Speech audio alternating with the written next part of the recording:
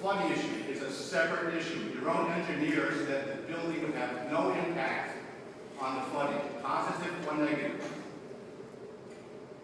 It just boggles the mind that people who are elected to do the right thing can't get past noise from people who have personal agendas to grind with certain individuals and different committees. It is embarrassing. You know, you guys, the way you've allowed volunteers to be treated in this town is shameful. You didn't have all action once for the entire process. You know, you're going to see an impact on volunteerism in this town for many months to come, and you got nobody to blame but yourselves.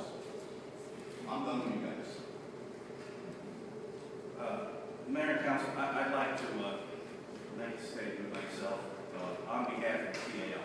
And I think for everyone that's sitting up here, you all need a little bit of a history lesson. PAL was founded in 1947. In 1987, it was taken over by civilians. Was incorporated in 1987. There was an article in the newspaper in 1987. Many of you may not know this, but the PA was going to shut its doors, and volunteers rose up and kept that going from 1987. I am not in the same league as the people I'm about to bring up, but you got to remember, when you say no to this, you're saying no to these people. I've done some research over the past couple of days.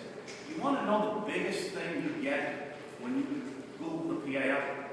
Besides this whole fiasco here, is obituaries. You know why? Everybody's proud to serve as a volunteer in the PAL organization. Over 100 obituaries mention the PAL by name. By name! Residents that were proud to be volunteers in this town. You have defaced the PAL and the organization, and let it continue to happen. You have active people who are good people, who people are going after jobs, people are going after their livelihood, making very, very, very bad accusations about what goes on. Listen, I'm going to sit here and tell you, we are not the best run organization in town. We are not. We try our best, but we're limited with what we have. We do our best. We try to do what's right by the children of this town. That's all we're guilty of, is that, okay? It's very simple. This project, there's a man who still volunteers in town who was asked to take over for 6 months when he first got on the force, DJ Lee. You know how many years he put in a PAL? Anybody want to take a guess? He was there for over 20 years, 6-month term. Okay? Joni Schaefer has been involved in this organization since 1959. The lady sitting back there. $25,000 of the money that was spent on this building came from her hard-earned efforts over a lifetime of volunteer work. She was awarded $25,000, third biggest prize. Third biggest prize.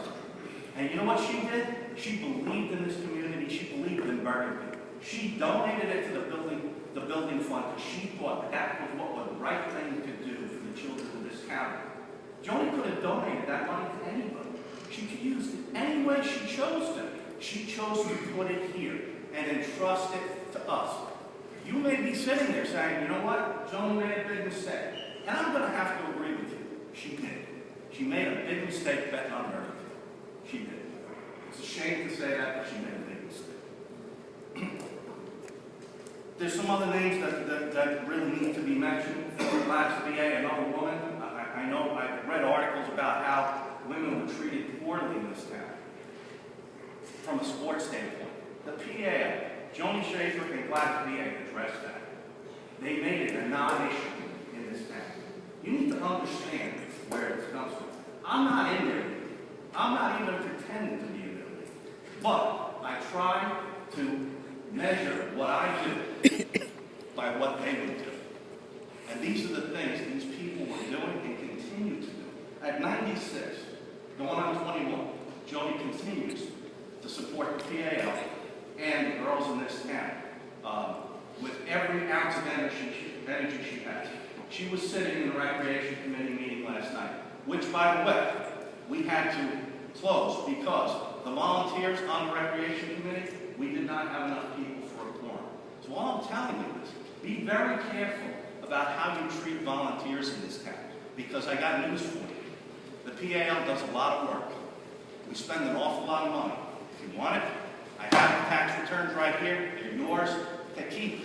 If you want the last 10 years, they're yours to keep. I will email it to anyone who wants to see the tax return. What your burden is going to be. When what happens, what my perception of what's going to happen, happens.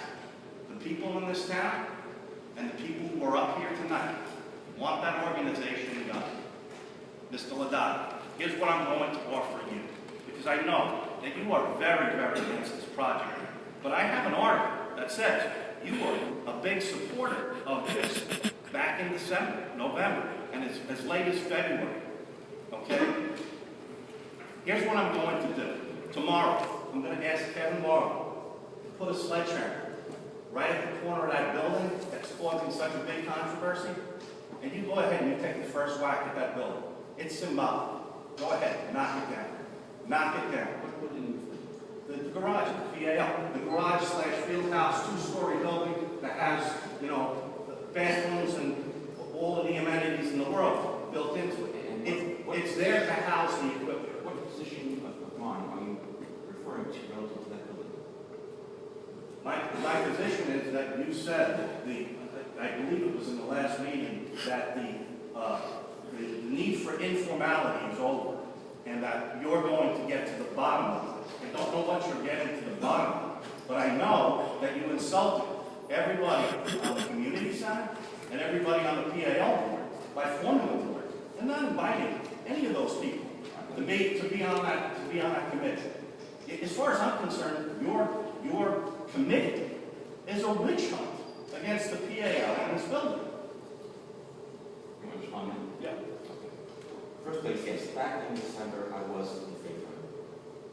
However, we had no plan in front of us at the time. It was a concept, it was an idea, and we were all in favor. We never saw a plan until February. And my first reaction when I saw that plan was, and it remains the same today, the building is too big for that site. That's my feeling. Have you ever played basketball? That was my feeling then, and that's my feeling now.